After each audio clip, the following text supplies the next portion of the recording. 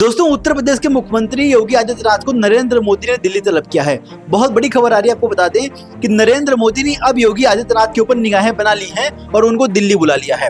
वहीं पीछे पीछे केशव प्रसाद मौर्य और ब्रजेश पाठक के भी जाने की खबर आ रही है, लेकिन ये तीनों साथ में नहीं जाएंगे, क्योंकि जिस प्रकार से आपको लगातार योगी और केशव प्रसाद के बीच अदावत देखने को मिल रही है, ऐसे में स्पष्ट होता है कि अब ये दोनों साथ में यूपी में नहीं रह सकते। तो ऐसे में खबरें चल भी रही थी कि योगी आदित्यनाथ को गृह मंत्रालय दिया जा सकता है और वहीं केशव प्रसाद मौर्य को उत्तर प्रदेश में मुख्यमंत्री की सीट दी जा सकती है। लेकिन दिक्कत ये आ रही थी कि जिस प्रकार से आपने देखा था पिछले चुनाव में कि जब योगी आदित्यनाथ को हटाने की बात आई थी, तो किस प्रकार से जनता का विरोध देखने को मिला था। वहीं अब जिस प्रकार से अभी लोकसभा का इलेक्शन बीता है और सीटों में जो गिरावट आई है, उससे कहीं ना कहीं भाजपा परेशान है और लगातार काफी दिनों से मंथन भी हो रहा है। इससे यही निष्कर्ष निकल रहा है कि कहीं ना कहीं संगठन में कमी थी और संगठन में चूंकि भूपेंद्र चौधरी उत्तर प्रदेश के अध्यक्ष हैं, उनकी भी हटने की बात आई थी, तो ऐसे में केशव प्रसाद मौर्य को संगठन में जाने की बात कही गई थी। केशव प्रसाद मौर्य आपको याद होगा नड्डा से मिलने गए थे, लेकिन शायद सहमति नहीं बनी और बनते बनते या फिर रह गई, क्योंकि केशव प्रसाद मौर्य को जब प्रदेश अध्यक्ष बनाने की बात आई तो कहीं ना कहीं वो मुकर गए। आपको याद होगा केशव प्रसाद मौर्य ने मीटिंग में कहा था कि जो कार्य समिति की बैठक थी उत्तर प्रदेश में, उसमें कहा था कि संगठन सरकार से बड़ा होता है। उसी के बाद से राजनीतिक जंग छिड़ गई थी।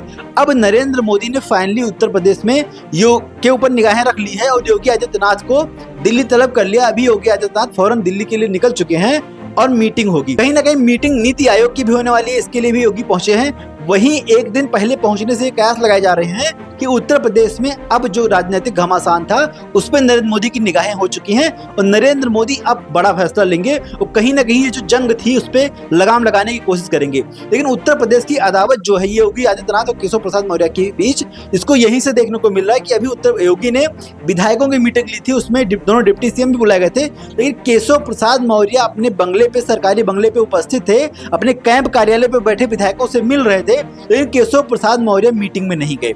मतलब आप समझ सकते हैं कि मुख्यमंत्री का आदेश था कि दोनों डिप्टी सीएम मीटिंग में मौजूद रहे, उसके बावजूद केशव प्रसाद मौर्य की उपस्थिति नहीं हुई। इससे स्पष्ट हुआ कि किस प्रकार से अभी भी यह अदावत लगातार जारी है।